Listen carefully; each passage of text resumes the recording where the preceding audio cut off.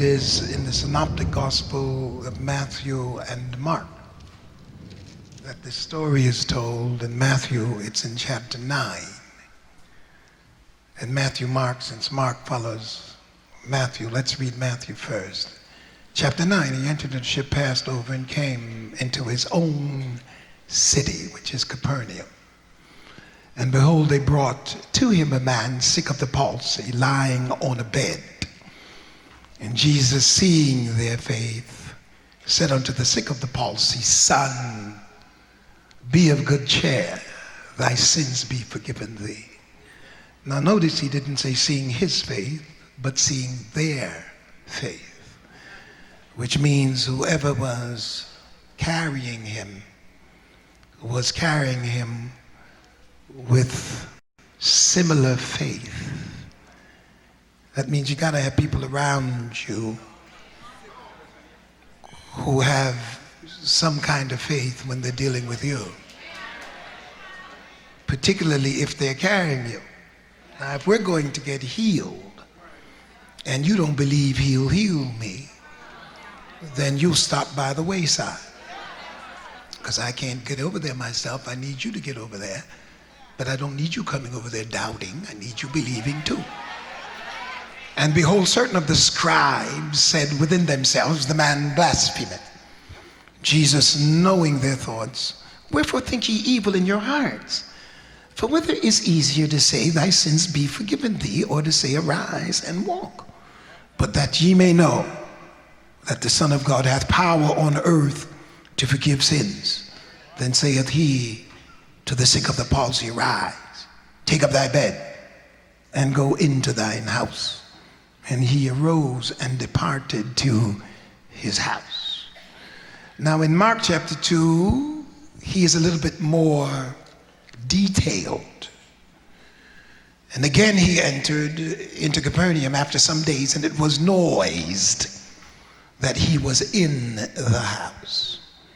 Interestingly enough, that somebody followed him enough to know where he was and spread it around. It was noise. It's interesting that in any field you're a part of, somebody should recognize you within the concept of that field. You shouldn't go unnoticed. Tell your neighbor, I'm too gifted to go unnoticed. Mm-hmm. Now the question is, what is your gift? That's a whole nother. And straightway many were gathered together, in so much that there was no room to receive them, no, not so much as about the door. And he preached the word unto them, and they come unto him, bringing one sick of the palsy, which was born of 4. And when they could not come nigh unto him for the press, they uncovered the roof where he was. When they had broken it up, they let down the bed wherein the sick of the palsy lay. When Jesus saw their faith, he said unto the sick of the palsy, Son, thy sins be forgiven thee. But there were certain of the scribes sitting there and reasoning in their hearts, why did you go to the meeting? It's really sad that the most negative folk that go to the meeting, they get seats.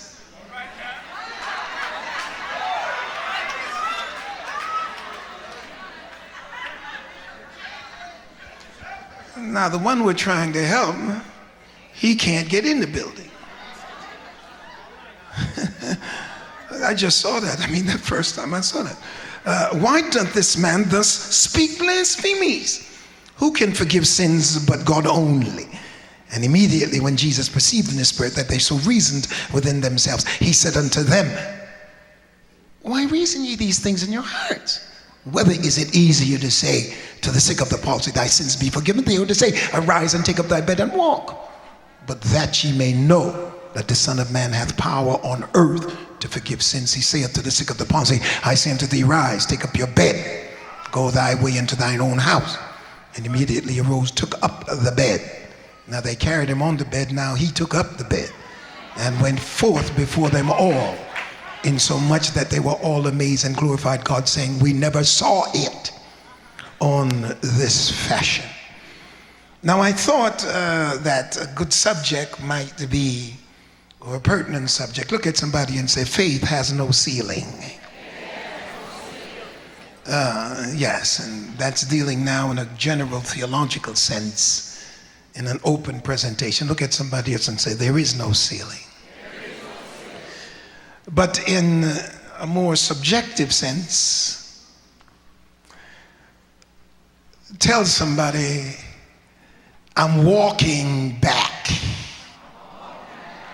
Now, you carried me over here, but I'm walking back. You carried me here, but you're not going to carry me back.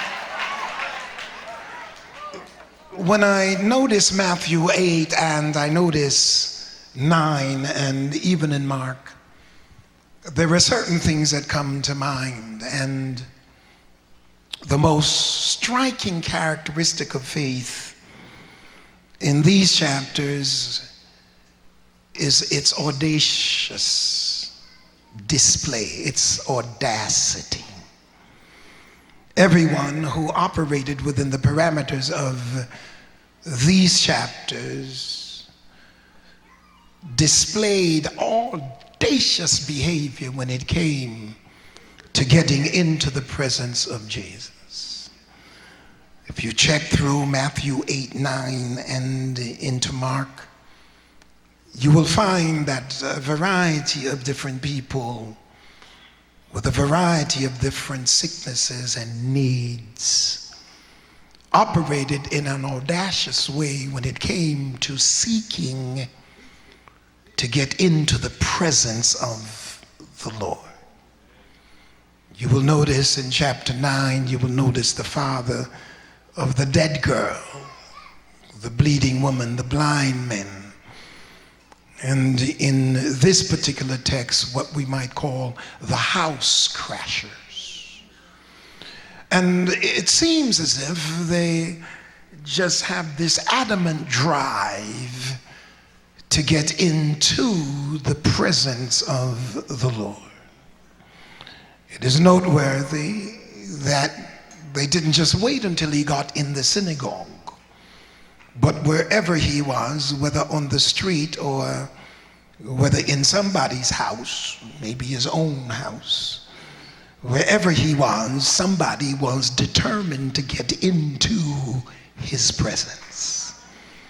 I will suggest to you that if you're waiting to get into his presence at a 7 a.m. service or an 8 a.m. service or an 11 o'clock service and then at 6 and wait till Wednesday at Bible class, then I think that most of your life will be without his presence.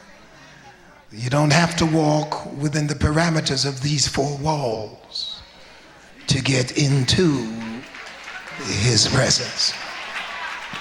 Ooh, I hate to say that to the established church, but church is not the only place that you have access to his presence. And I just hope that when you roll out of bed in the middle of the night, or when you are accosted as you drive home by negative spirits, that you have the power to get into his presence. The texts and the context just show us that all determined to get into the presence, and they didn't really care what other people thought, because the leper had no right to be in public, and the bleeding woman had no right to be in the public. If you check Leviticus, you will find in both instances that these people were banned from being around other people because of the nature of their sickness. But the audacious behavior of faith, the boldness that comes with the desperation to satisfy and gratify a need, never seriously takes into consideration what other people think.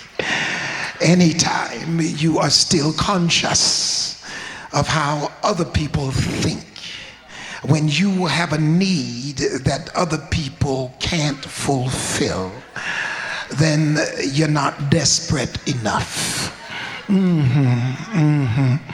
It doesn't matter what they think when you're hungry. It doesn't matter what they think when you're thirsty, unless they are supplying the drink and the food. But if they don't have the capacity to supply the drink or the food, and you are hungering and thirsting after righteousness, then you have got to learn to walk over some people, through some people, in order to get to what you need from God. The important matter then is not what other people think is possible, because many times you're dealing with people who have no desperation like you do, and they have a tendency to be smug and sit and judge you because you want to hurry up and get in his presence. And they have a tendency, as the scribes, to sit in a seat, not needing anything but to pass a judgment, not needing anything but self-aggrandizement, not needing anything but to be pat on their back, while you're not looking for anything but a move of God in your spirit. I don't have the time. I wish I didn't, and I wish I had the strength. But who is it to say, who can determine among us what God will do for me? I mean, who out here has been given the designation of expressing what God would do for me? For you to tell me it has never been done means absolutely nothing to me, because it hasn't been done in your circle does not mean it won't be done in mine. So I can't allow you to decide for me what God will do for me. So I would ask you just to be quiet about this matter and let me go find out for myself. Who is to say what his will is? Because the only way we can find that out is to have communion with him. I have got to be in his presence. And I'm going into his presence with faith. But I'm not taking faith to meet merit. If I were taking faith to meet what I deserve, I really wouldn't go, because I don't deserve anything, because I have lived so awfully that I cannot dictate to God what I deserve based on how I have lived. But what I'm taking faith to is grace, which means I'm taking grace to have taking faith rather, to have a meeting with grace. And what grace is unmerited favor. So I'm not going to him with my record, and I'm not taking to him my behavioral pattern. I'm not going to him with my meritorious works, because I have absolutely none. But what I'm going to him for is, I'm bringing you faith, and I want my faith to meet your grace, which means I'm not coming here to meet wages. I'm coming here to get something that's not fair, and that is favor. I want my faith to meet favor. I think I can make that leap, and that is, I'm coming believing that nothing in my life will stop you from blessing me. I don't have the time, but when I consider the fact that the man who was 38 years sick, and when Jesus found him by the pool of Bethesda, and when Jesus found him there, I remember him saying, "Wilt thou be made whole?" But at the end of this course, he said, go thy way and sin no more. As if to suggest that something he did brought on the sickness. However, in spite of whatever he did that brought on the sickness, he still healed his body, which means that he is not going to hold his healing. He's not going to hold his blessings because of something we did. Because if he were going to hold his blessings because of something we did, then none of us would ever receive a blessing from the Lord. I have to dwell here for a minute. You see, it's an interesting dynamic that the people around you have a tendency not to forgive you of things in your past and hold it against you when you've never sinned against one of them. The one who we sin against is willing and able and quickly to forget the things we have done in order to bless us in our desperation and take us to a level that pleases him. Why should I sit around here and make all kinds of apologies to you when you don't have the intention of forgiving me anyway? What I need to do is bypass you and go to the source of forgiveness and pour my heart out to him. In his prayers and in his presence, prayers are answered. In his presence, power is released. Joy is restored. My deepest need is satisfied if I can just get in his presence. If I can just call on his name until something moves in the heavenlies. Now this is gospel. Yeah, this is gospel. Gospel is faith. Gospel faith now rather is a prayer. And prayer redefined is simply faith bringing need to God. Why do you pray if you have no need?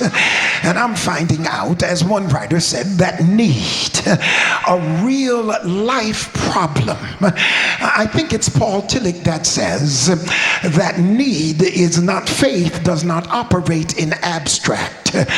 You have to have a need. And for those of us who think we have no needs, we're sitting in the building and somehow we got a seat and we're judging everything and everybody because we feel like we're all that much. Can I preach like I feel it? There are members in this church who are in the limelight. They're always on TV. So whenever anything happens in their life, the cameras are there and somebody brings it up and puts it in the national light. But we have some members who don't have the TV in their face and they do the same things.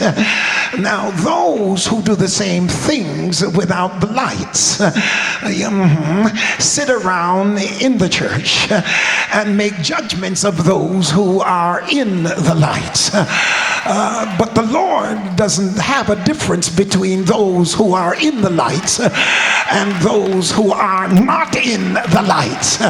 He's only concerned about who will come out of the light or who will come out of the darkness looking for him.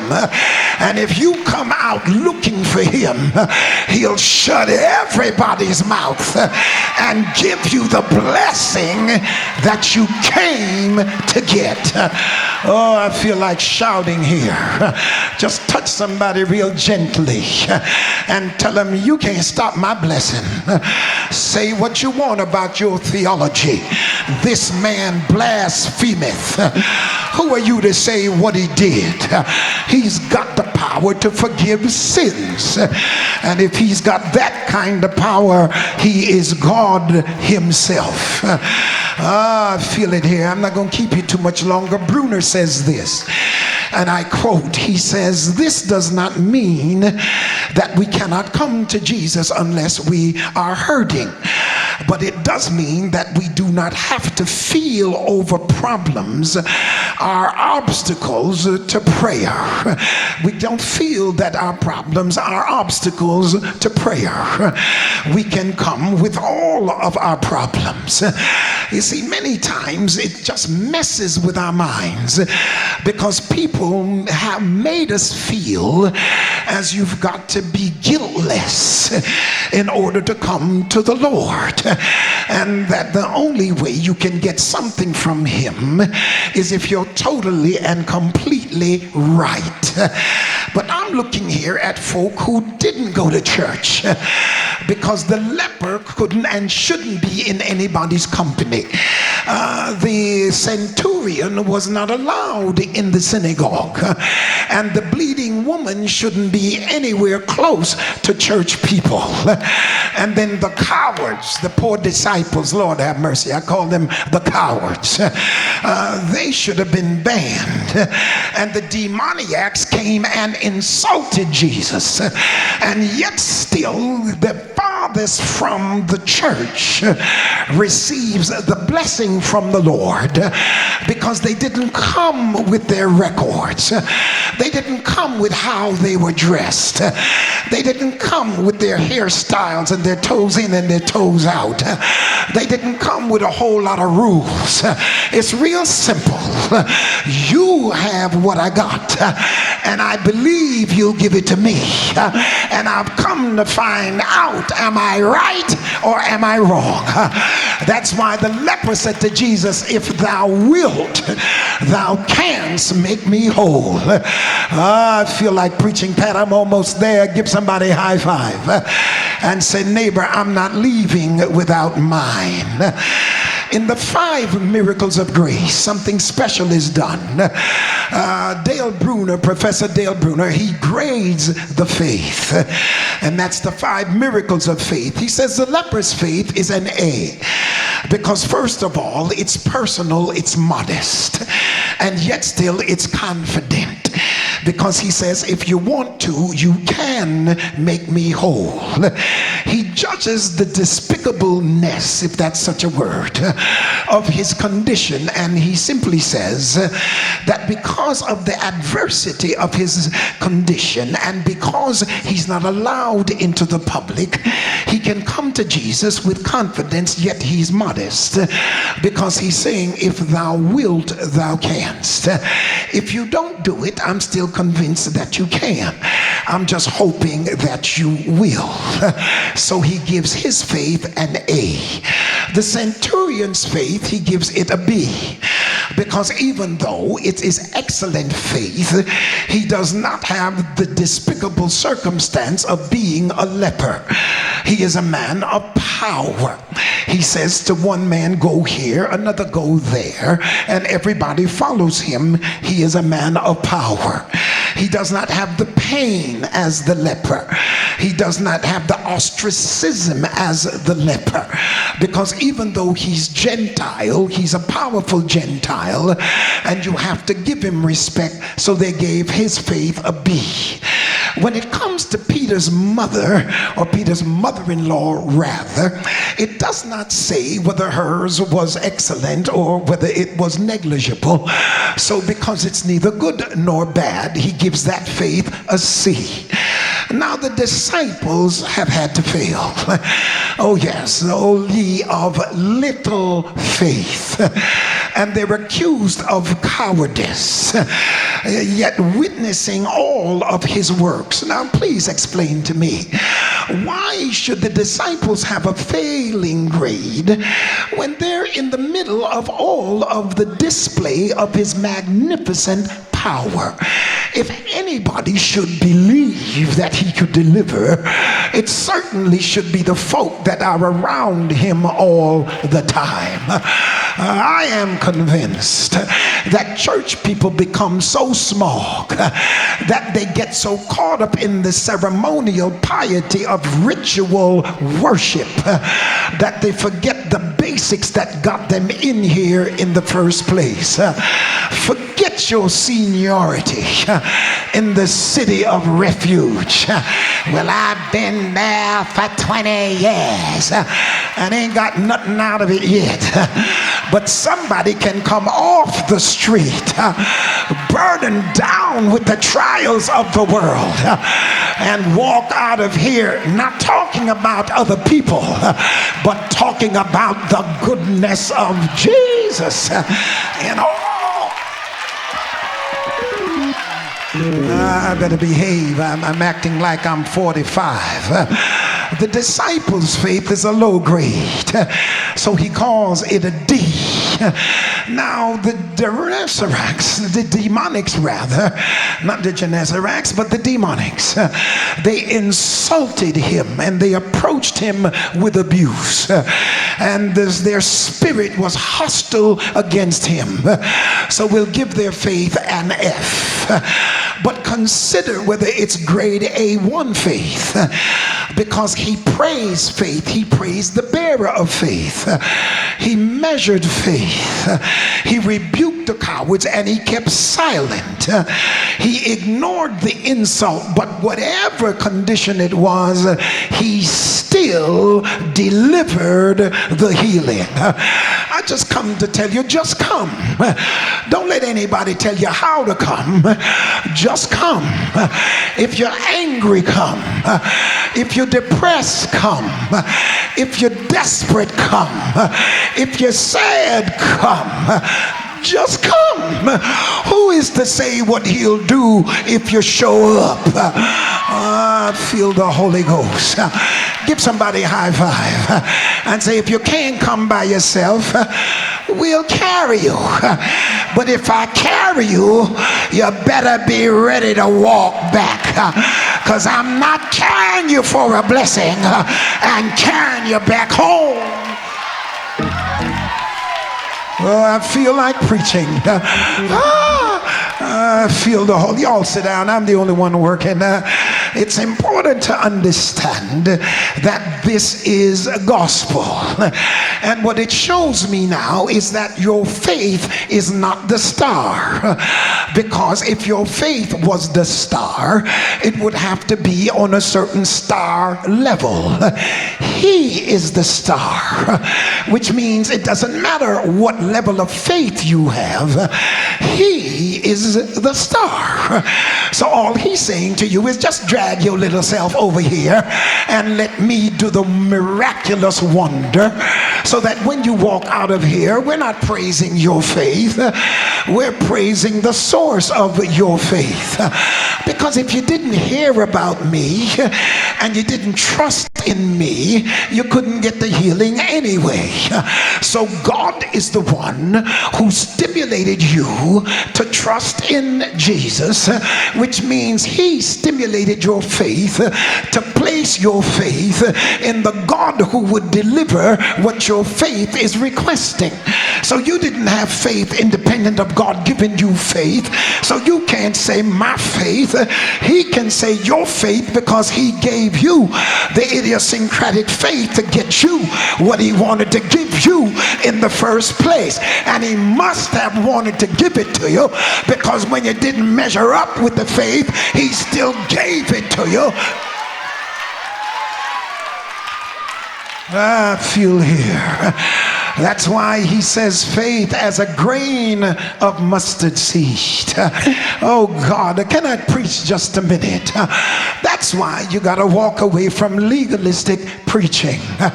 And I'm convinced that most faith preachers are looking for some money. Y'all excuse me, I ain't gonna get too crazy, but the truth is still the truth. Most faith preachers are selling faith so that they themselves can justify the way they live. That's why everybody's trying to get everybody else's faith. But your faith is idiosyncratic to you.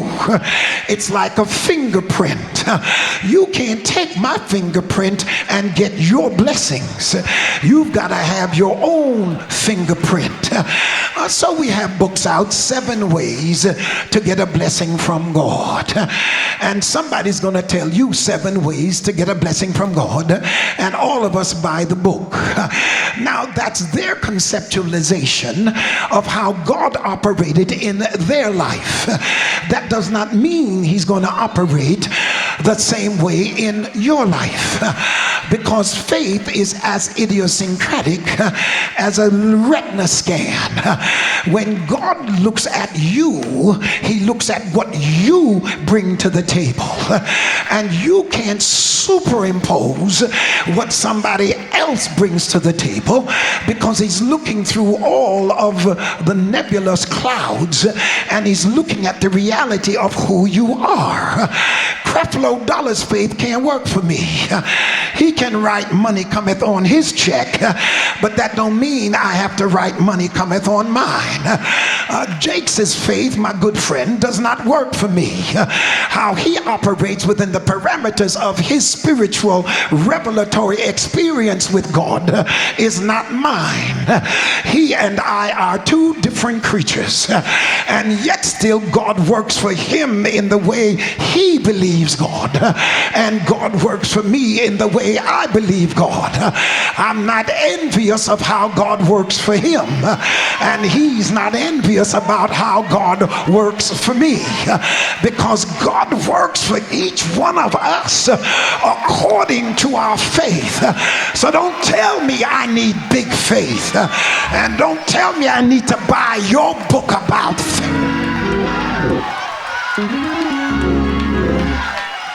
Give somebody a high five and say, neighbor, I have my own book about faith.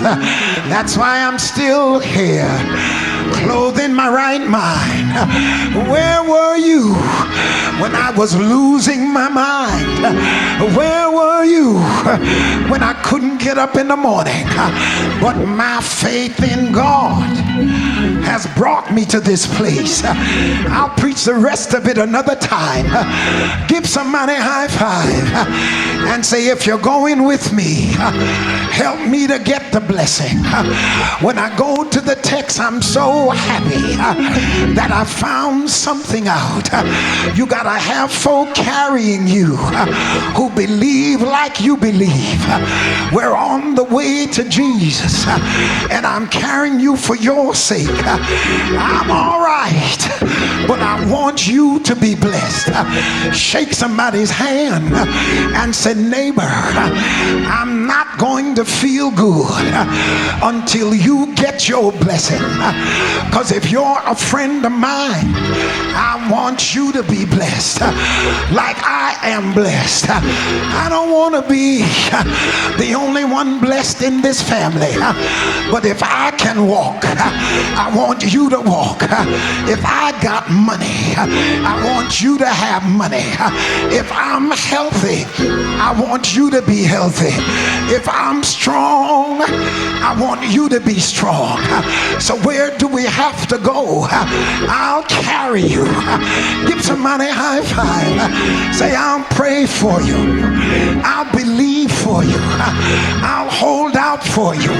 I'll lift you up. I'll encourage you. But we're going to Jesus. I feel like preaching. It's interesting that they couldn't get in in the house because of folk that don't believe. There is always somebody in your way to your blessing, and you can't stay outside and give up and walk away. The devil is a liar. If you don't need it and you got a seat and I need it and I'm on the outside, get ready, because I'm going to break the house apart, because I'm coming in and I'm going to move the ceiling. Give somebody a high five and say, get them from over your head. Get them from out of your way. You need the blessing. You need to move. Get it. Get it. Get it. And I come to tell you, they broke the roof up, and Jesus didn't mention it because they decided, I'm not carrying you home, but I'm walking back. Feel the Holy Ghost. Shake somebody's hand like you won't shake it off. Said, I came in weak, but I'm walking back. I came in sad, but I'm walking back. I came in on weakness, but I'm going back on strength. I feel the power of the living God. When I left home, I was laid out. When I get back home, I'll be carrying the bed.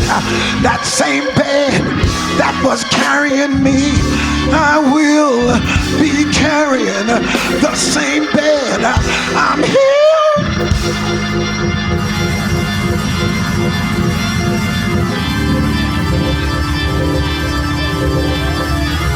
Give somebody a high five for the last time. Said, when you left me, I was crippled, but now I'm whole. Oh.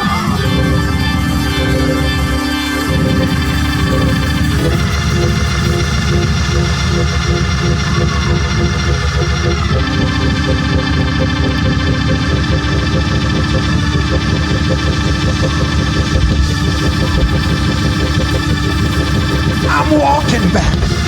Touch 3 people and say, neighbor, neighbor, neighbor, neighbor, I'm walking back. I'm walking back. I got my joy back. I got my peace back. Whatever I was lacking when I came in, I'm going back with it.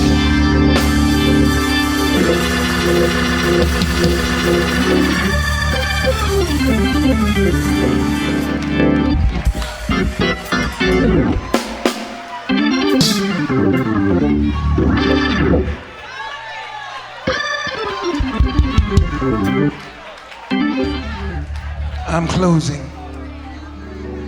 I'm closing one time.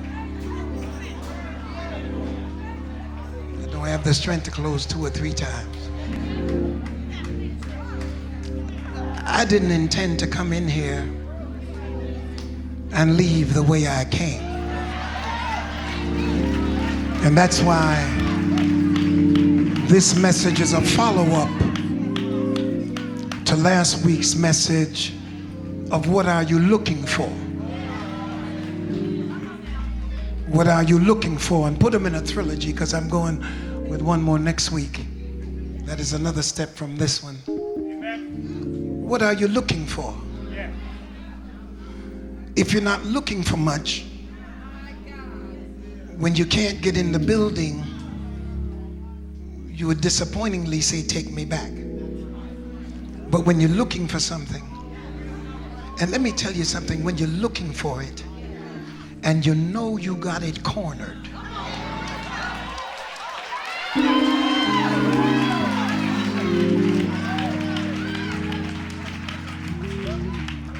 you don't give up when you know you got it cornered.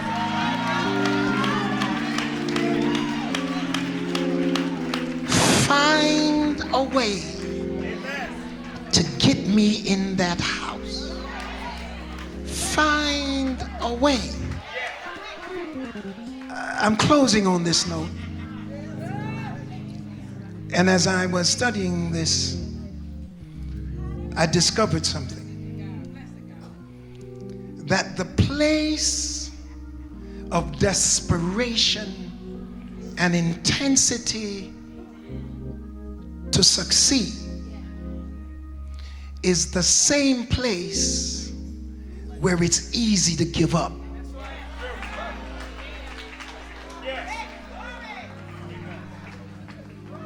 I want you to see that there is a place in your life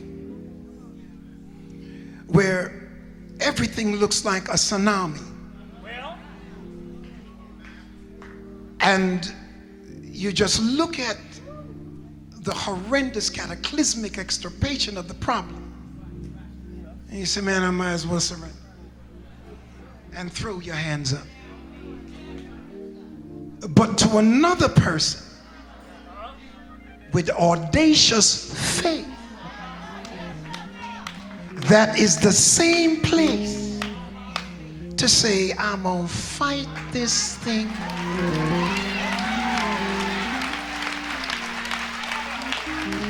until I get the victory. It's the same place where your back is against the wall and you could surrender. But oh, what a difference when your back is against the wall and you come out fighting.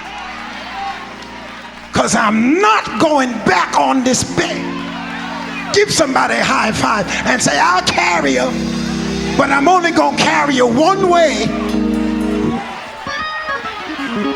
Just one way. Somebody in this building, God's calling you now. And he's saying, come on. Because I want you to walk back. Come on. Meet this young man.